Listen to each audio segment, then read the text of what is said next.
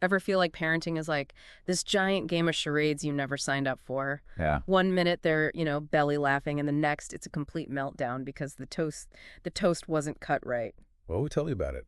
So we're diving into some brain science today to help decode those mini human mysteries. Sounds good. We've got this super insightful article from Medium Hmm. by Robert W. Locke, Parenting Smarter.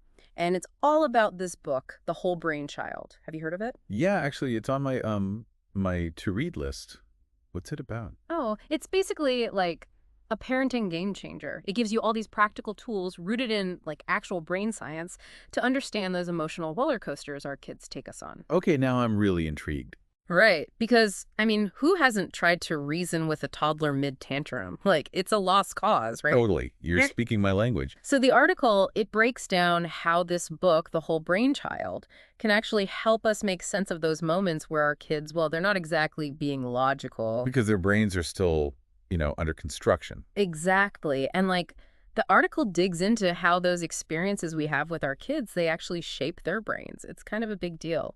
Wow, that's actually kind of mind-blowing when you think about it. Right.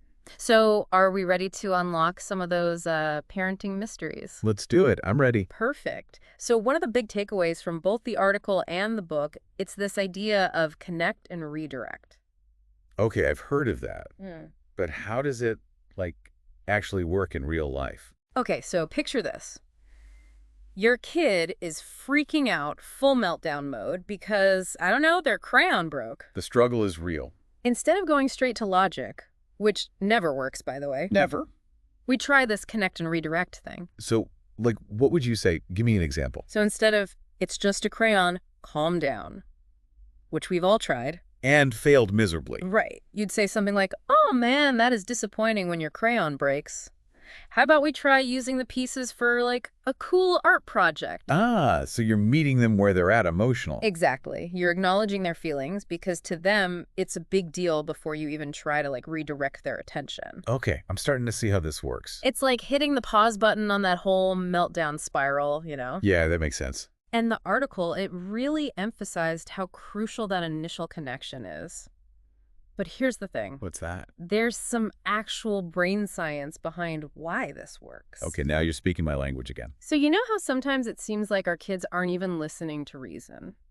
More often than not, honestly. Well, there's a reason for that. Their brains, especially the upstairs part responsible for logic and thinking ahead, it's basically offline when they're in meltdown mode. So it's not just them being difficult. Not at all. Think of it this way. There's this downstairs brain, which is all about emotions, impulses, those big feelings. Okay. And for kids, the connection between those two, the upstairs and downstairs, it's still a work in progress. So they're literally working with different wiring than we are. Exactly. And their emotional brain, it can totally hijack the logical one, especially when they're stressed or overwhelmed. Wow, that makes so much sense.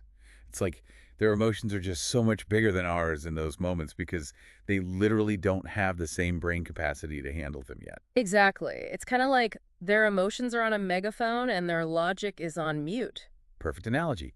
And here's where it gets really interesting.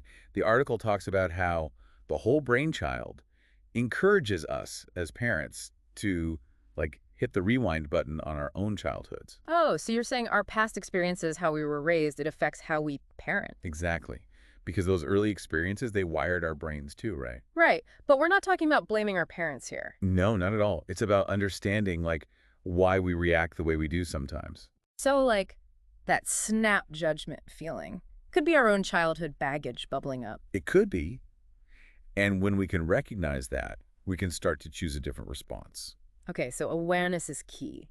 But that's going to be hard in the moment, right? Like when you're stressed and your kid is pushing all the buttons. For sure. But imagine if we could actually break those cycles, those knee-jerk reactions we learned growing up. Instead of just repeating them. Exactly. And respond to our kids with, more empathy and understanding. That's where the real magic happens. Okay, I'm all about that magic.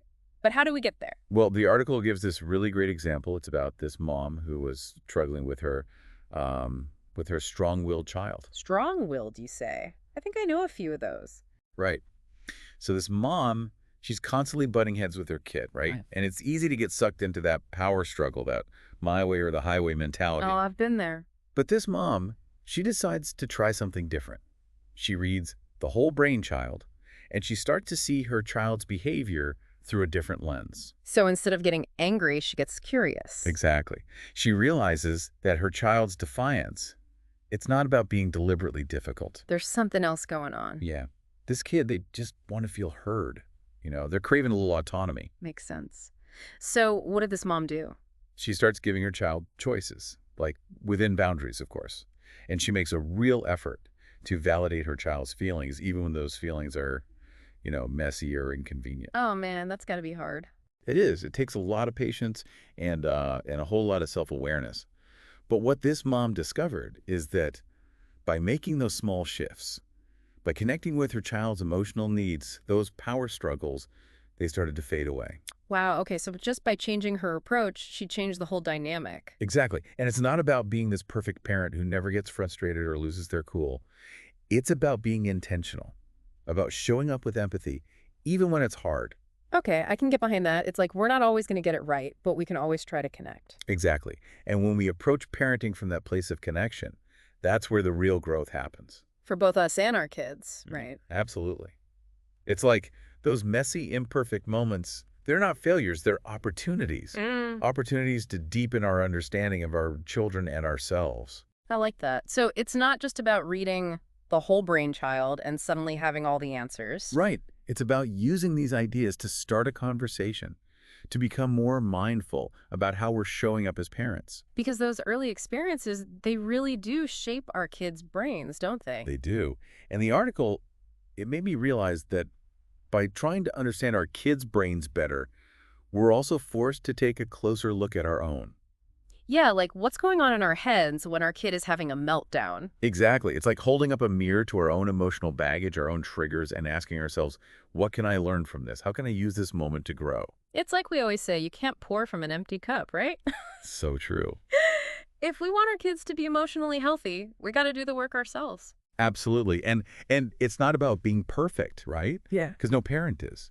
It's about being aware. Yeah, being present. So the whole brain child, it's like a roadmap, not a magic wand. Exactly. It gives us the tools to understand what's going on, and then we got to, put in the effort. And that effort, it's not just for us, it's for our kids too. Because when we show them, like, hey, it's okay to have feelings, it's okay to mess up. It gives them permission to do the same. Exactly. We're not these, like, superhuman parents who have it all figured out. Thank goodness, right? Right. We're human, and we're showing them how to be human too. And that's what it's all about in the end, right? It really is. It's about connection and empathy and just rolling with the punches sometimes. Because parenting, it's definitely a wild ride. The wildest. But it's also, like, the most rewarding, wouldn't you say? Oh, 100%. It's those little moments, those connections, that's what makes it all worthwhile. Absolutely. Well, I think we've done a pretty good job unpacking some of this brain science today. What do you think? Yeah, I feel like I've got a lot to think about.